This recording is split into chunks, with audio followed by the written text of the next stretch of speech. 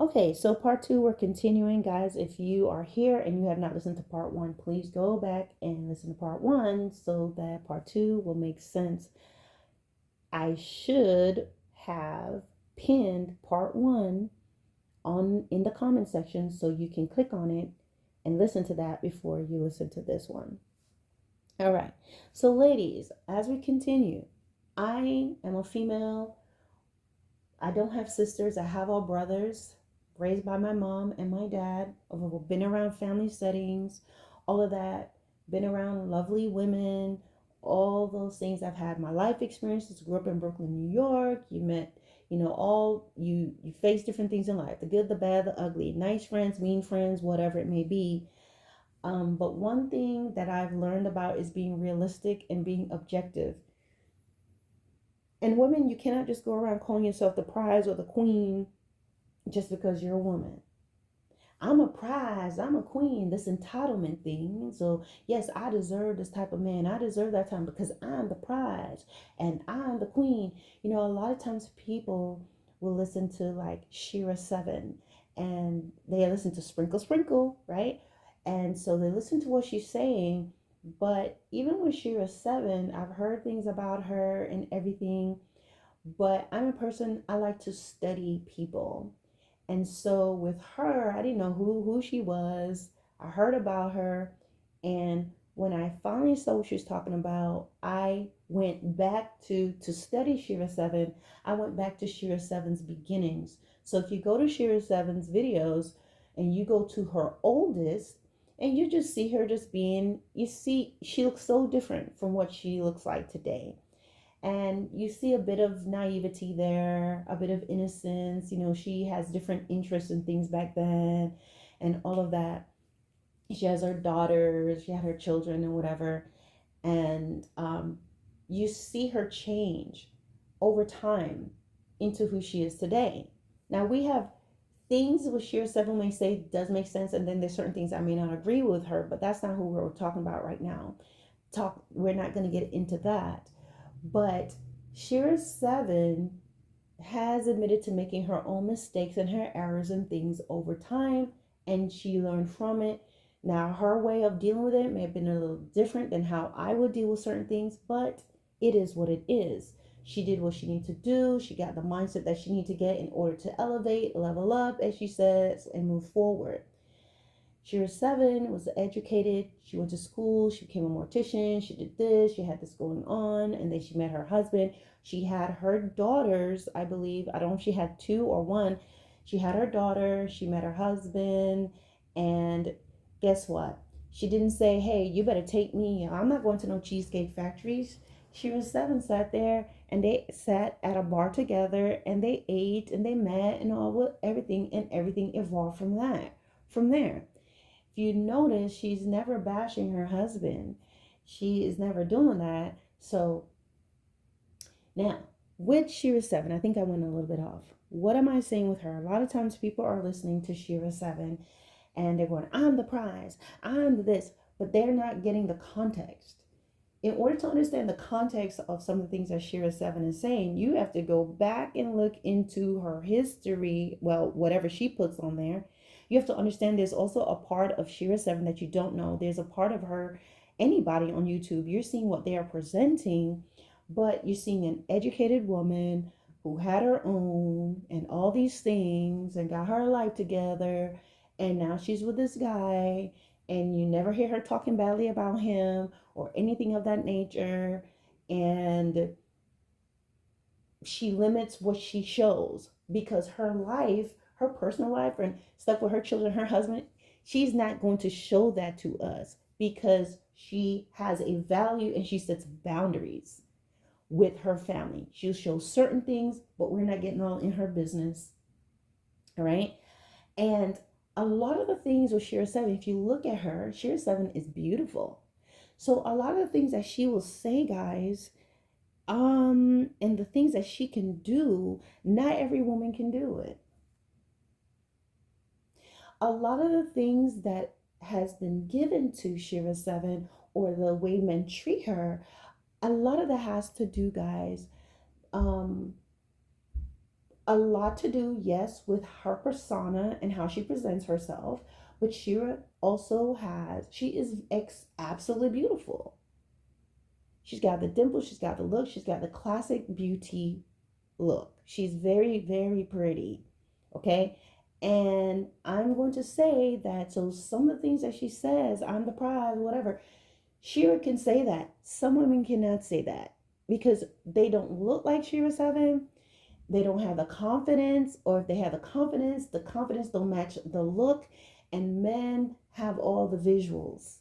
Okay? So you can't just go up saying these things or trying to act like her or trying to carry out her persona, because it's not going to work, because that's not you. It does not work for you. Am I saying that, oh, a less attractive woman cannot get someone? No, that's not what I'm saying. But you cannot take on her approach, a Shira 7 approach, with someone else.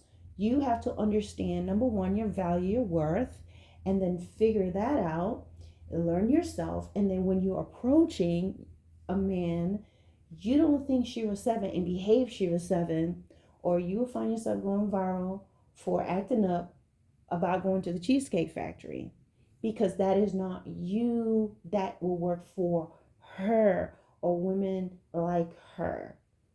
Okay, so I spent 6 minutes talking about that.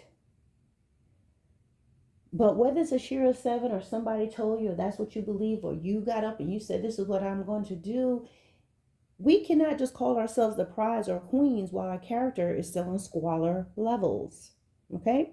We cannot just call ourselves the prize or queens while our character is on squalor levels, because not every woman is a queen, not every woman is a prize. If they were, we would not be hearing about the murder cases that we hear about: women abusing their children, women abusing their men, women killing other women, the homicides, women putting their children to oven, women drowning their children, all these different things that's going on. We'll not be hearing about these horrible court cases. What's this woman, Van Winkle, whatever she is, her and her older son abusing a 15-year-old child, I believe he was, starving him and mistreating him till he died. If all women were queens and all women were prizes, then you wouldn't have that boss from hell, that female boss from hell that gives you a hard time, that family member that gave you a hard time, those girls, those bullies in school, and those ones that bully you at the job and play the head games and the mind games, if they were all queens and the prize. But a lot of times you have people who are defiant, they're rude, they're disrespectful, they're nasty, but they still want to behave in this manner. They want to behave a certain way. Okay, and they're going to put it on you. They know that they're not that. They know it, but they become defiant. They're going to become argumentative, and they're going to push it, and they're going to shame you. They're going to make you feel bad, and they're going to try to gaslight you for you to say a roach is actually a swan. Okay, I'm going to give you some examples. I give you some biblical examples, okay? Because when I read the Bible, there are lots of different types of women in there, and I'm giving you that example. I gave you some example of people in the world right now, people who are doing certain things, and you see them, and they say they're the prize, but they're very nasty. We see people in politics. We see people who are district attorneys. We see people who are lawyers. We see people who are mayors. We see people who are vice presidents. We see people who are CEOs that are saying that they're the prize, but they have the nastiest, nastiest attitudes, and they're very vindictive and vicious. Okay? So let's talk about some of the women of the Bible. Okay? There are different types of women. You have Potiphar's wife. If you know anything about Potiphar's wife, this is the one who wanted Joseph really badly. She wanted to sleep with Joseph, and he refused to sleep with her. And so because of that, she falsely accused him of trying to sexually assault her. And then he was thrown in prison. You have Delilah, who was just a charming woman who used her charms to get the secrets of for Samson. You have Atalia. Atalia was grandmother of a king who died, and he had several sons, and she wanted to be the queen. One of his sons should have, the eldest, I imagine, would have taken the throne, but she wanted to be she wanted to take the throne. So she was the mother of the king who died, and what she did, she ordered to have all his sons killed so that she could be should so that she could be queen, or she could rule. And then we have Deborah the judge, who is valiant and who did some great things. And then you have Rachel, honorable woman. Then we have Rebecca, honorable at some point, but then she tricked her husband by favoring one of her, she had twins, and the eldest twin was supposed to get like a reward or blessing, and she preferred the younger one, so she helped him to finagle his way and trick his blind father into getting the blessing instead of the eldest. And then of course we know about Mary, and there are many other women in the Bible, good, bad, ugly. Okay, we know about Jezebel. She ruled, she had all this stuff, had all these people killed, there's lots of them. What I'm saying to you is, just because you're a woman does not automatically make you a prize. Some of these women cause people to lose their lives, their jobs, their freedom. Some of them robbed people, set their children against each other. Some of them were tricksters. Some of them used their bodies to get what they wanted. They were not honorable. They were not queens. They were deceivers. Even in the Bible, when you read that, they talk about harlots. The prostitute that met Jesus at the well. And she wanted to change. And then talk about a woman who had this issue of blood. And guys, I know this is not a religious channel, but I'm giving you some examples here, because we're speaking practically. But I think that these encounters and any other stories you may be able to think of will help you to understand what I'm saying. The woman who had a bleeding issue and no one could help her, she wanted to be changed. So the harlot and the woman who had this everlasting bleeding problem, they were seeking change and healing. You understand? So that's the difference. A lot of times you have women calling themselves the prize and all of these things, and they're far from it. You cannot be the loud woman who drives a man to the rooftop, be hard-headed, okay, and you're aggressive and you're disrespectful and you're mean and you're evil to your children, and then you say you're a queen or a prize. Because no one looks for diamonds in a pig pen. As ladies, as women, we cannot be hard-headed and defiant in our errors and things that we do wrong. It's only, so these things that Kevin Samuel spoke about is true. And as a female, I can say that because I am a female. I associate with females. I grew up around females. I see how females operate. I see the differences between how I was raised and what I saw in other people and what I experienced as an adult. And whether it was out with friends or seeing behaviors of females within a church or in a community or within a group, within a ladies club, or within a fraternal organization, or the behavior is still the same. It's only with wisdom and discretion and discernment and knowledge that is what's going to bring about changes in our spirit, our mind, and our character, and in our behavior through self-reflection. And this is very hard. We can change a lot of things, but a lot of things that can be challenging, the hardest challenge is to reflect on ourselves and to make those changes, change those habits, change those behaviors that may have been taught to us or became a part of us as a form of protection, or whatever was needed to survive, you needed to keep yourself sane in maybe an unsafe environment. But sometimes you keep carrying that with you. And so if unless women are willing to sit down and really look at themselves and see this behavior and see this thing and say, okay, now I want wisdom. I want to have discretion. I want to have discernment. I want to have knowledge.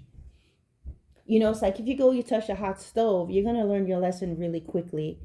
So wisdom is knowing not to touch it. Okay. You know not to do it.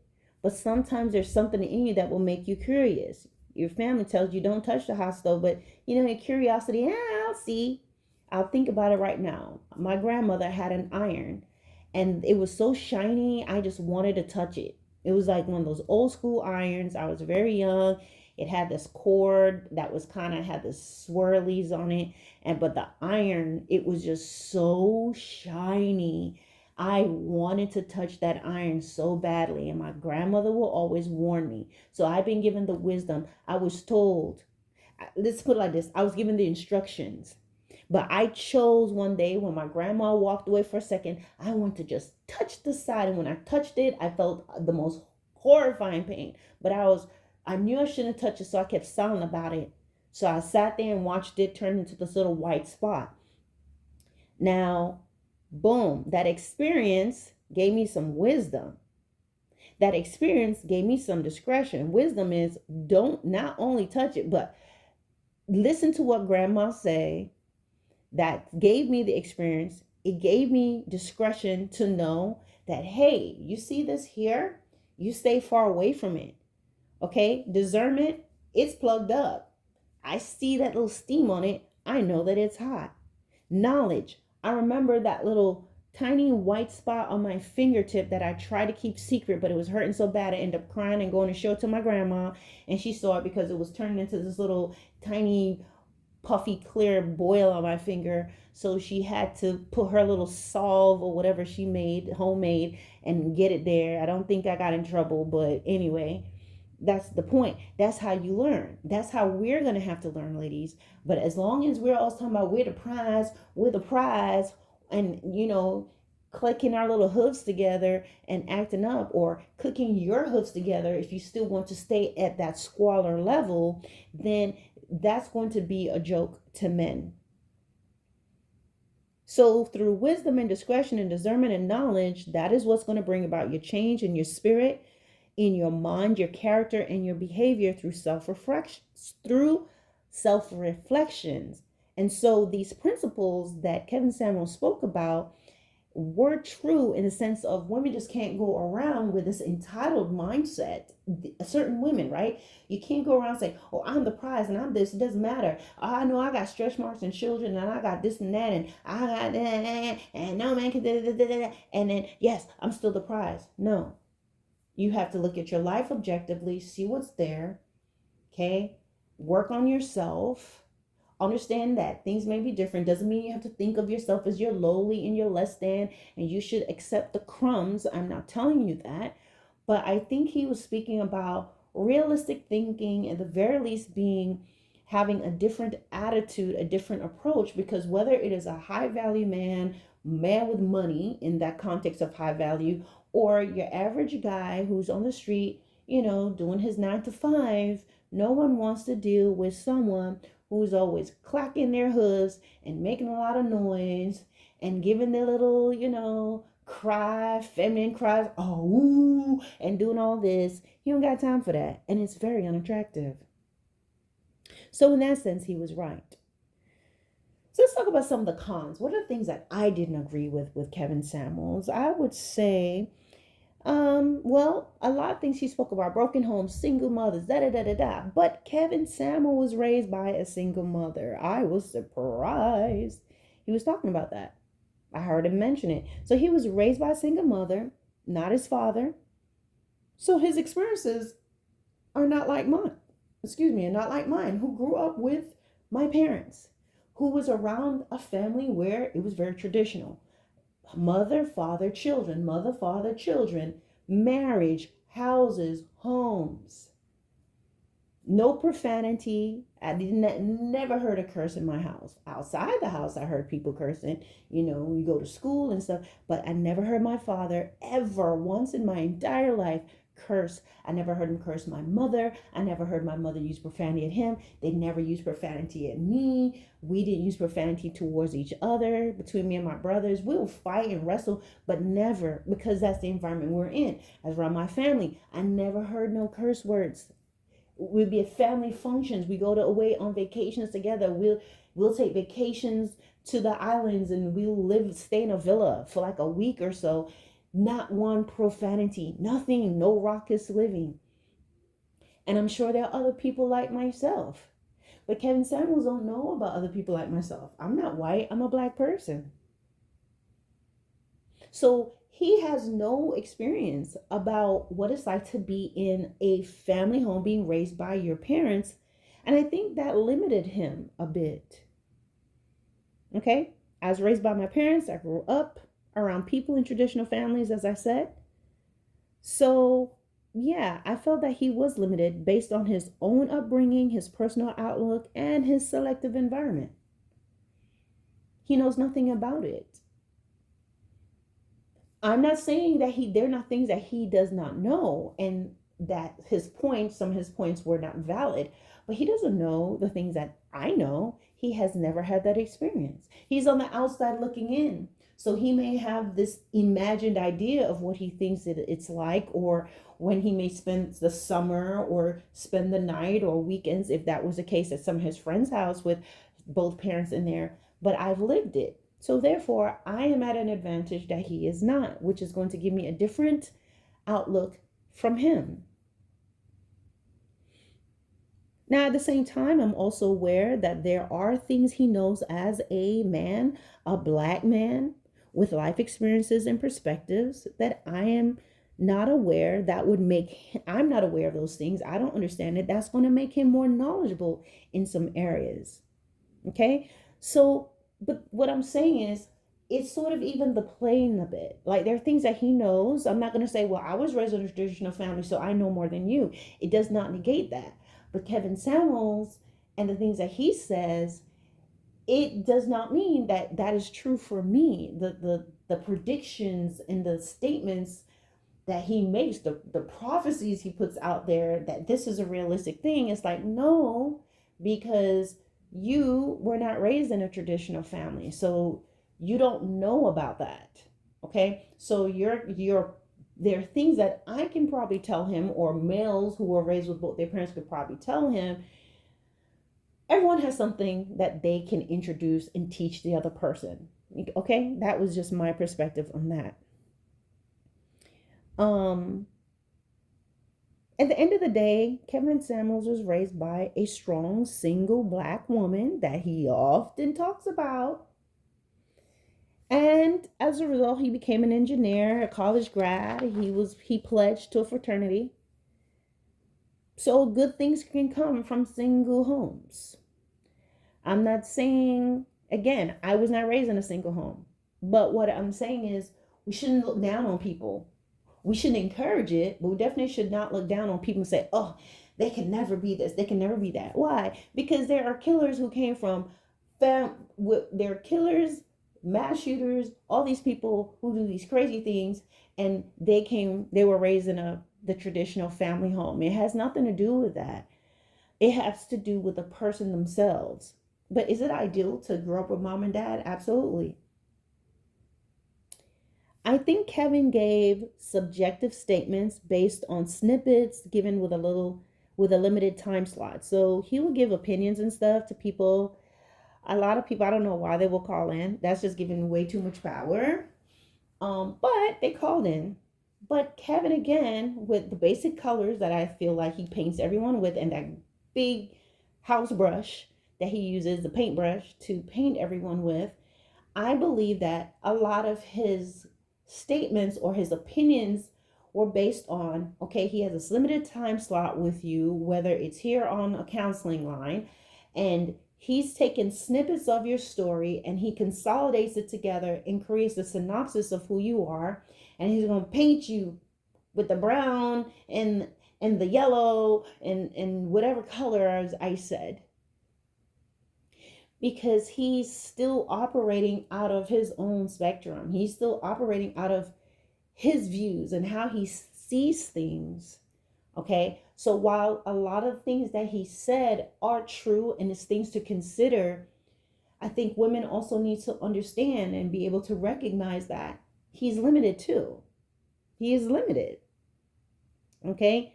So his perspectives were not necessarily facts, but his opinions, because Kevin Samuel does not speak for all men. There are men who love women who are full figured. I'm skinny.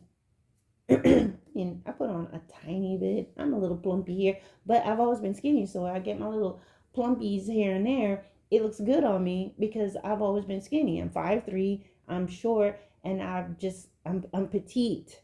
Okay. Um, but to some men, I'm too skinny. They don't want that. There are men who like thick women. When Kevin Samuels is saying stuff like, "Oh, black women, you're the only ones that do this. You're the only one that's this way." No, there's Samoan women who are, well, a lot of them are taller, but they're heavier. They're thick. I see Spanish women. I see Jamaican women that's like this. The men love this stuff. Okay, some like the skinny girls, but a lot of them, as long as I can remember, Jamaican men have always loved to have a woman with a bumper and all of that. You understand? They want the fat ladies with the big leg them. Okay, but to each his own. Let's look at some fun facts about Kevin Samuels. And again, I'm not here to disparage him, but just a few things I found out. Okay, he was married twice. He had a child. It is alleged that he had been delinquent on child support, but eventually he paid it in full. Okay, so would we say that he was of low value based on this? Based on the fact that he had two failed marriages, a child, and alleged back child support? Are we going to say that he was of low value? Now, he paid the child support. It is alleged that he paid off that delinquent amount in full, which is more than what most will do. Reasons for the divorce, we don't know. But do we hold Kevin Samuels to the standard and say, to his standard, and say that you get no better than a twice divorced back child support man? Or does life happen to all and we all evolve to our true selves over time? So therefore, telling a woman that it's too late for them and that they'll die alone and that no one will want them but a specific demographic is not always true, because Kevin Samuels cannot speak for all men, but most likely those of similar mindsets. And last, I would say, who decides what a high value man is? What is that? Okay. Proverbs said, a good name is better than all the riches in the world. Okay. Character is the most important thing. Yes, money and being financially secure is very important. But what I'm saying, your character is very important. You can have high value in terms of money and all of that stuff. If you have that without character and self-discipline, in terms of lust or self-management, whatever, these individuals are usually going to get carried away and they're going to be brought low by their own selves, by that shadow self that's going to come out and destroy them. You know, the high value man, the man that has a lot of money, is going to have less genuine friends in his circle. No one is going to tell this man the truth anymore, and this man can also afford the best legal teams to cover up his mess. Most people around him will have a motive. So what it boils down to, only this man will be able to destroy himself. And that's going to be done through carelessness and through wanton living. It is, in my opinion, that people listen to Kevin Samuel because, number one, he had money. Number one, he looks the part. I also believe they listen to him because he does speak truth. He does speak some truths. I also believe he had a sore spot towards women, specifically black women. And I believe it was based on his childhood. I believe that stuff came from either his mom or just his environment. Okay? Hey guys, I just want to insert something that I forgot to talk about here. And number one, you know how sometimes Kevin Samuels used to say how only black women does this thing or that, only black women expect high value men to take care of them and their children? Well, that is not true. As I was doing my research and looking up things for this video, I came across a channel called Taylor the Fiend. And on this channel, this guy addresses a lot of non-black women who are complaining about and saying that they expect men to pay for them and their children. If they want to take them on a date, they need to provide and pay for their child care. All these things, guys. So it's not a color thing. It's just an audacity thing. It's a character thing. The next thing I also want to say, guys, it's very uncommon. I think this happens in the United States or in Western society where men spend a great deal of time just going back and forth with women and arguing with them. You know, it's one thing if you are giving men heads up on what's going on, being like a big brother, a mentor, that's it. But sometimes men are just really argumentative and they're going back and forth with women. And guys, in other cultures, that's considered very non-masculine, you know, to sit there and just arguing and harping and going off on women and talking about their hair and their makeup. Men don't do that in their cultures. They're about going out there, working, building, doing, providing. If they have a problem, they're going to sit that woman down, or they may talk to a friend. But to get online and doing a bunch of ningy ningy ningy and licky licky licky and no, guys, that's what the girls do. That's what women do. So just a thought. And again, as I said, calling into Kevin Samuels is giving him too much power. It's just too much power. Uh, I wouldn't. I'm not saying that he does not give good advice, but he's not balanced. And so calling in would just be setting yourself up to be painted with those basic colors he uses on his palettes and that one big old paintbrush that he wants to use on all. Okay? I would say at the end of it all, Kevin Samuels did some things. He made some great points. But I think people who are not balanced and people who are, you know, men or individuals who walk around and they're never really facing themselves and dealing with their character and dealing with who they are on the inside, they will take what he says and weaponize it. You know, they'll come to you about what you bring to the table and say all these different things, but because they have money or because they've been to college, but they are of no value. Their character is shot. They have very little character. The moral compass is almost non-existent. You understand? It can cause women to think lowly of themselves, to walk around thinking, oh, I should be ashamed, I should keep my head down, I should be happy if the butcher, the baker, the candlestick maker, the plumber wants me. I'm not worthy of this. No woman should walk around and feel that way. No one can say what someone will or will not do. There are different circumstances. There are people who they come from all walks of life and they have a different mentality. We all don't think the same. While there are people that may think like Kevin Samuels, everyone does not think alike. So we can't say this is it and just plaster it all. And then now everyone's walking around, men are walking around with this mindset and looking down on women, and then women are walking around mad and hateful and saying things about men or feeling ashamed or feeling they have to settle and all these different things and not really understanding what settling may mean. Or mistreating the good guy who actually likes them. So it can be an ongoing toxic sort of self-destructive circle that we want to avoid, and it's going to boil down to you knowing yourself and not being dependent on someone online telling you all these things. You're going to have to know yourself, your reality, what's going on with you, understand the choices that you made coming up, understand who you are as a person.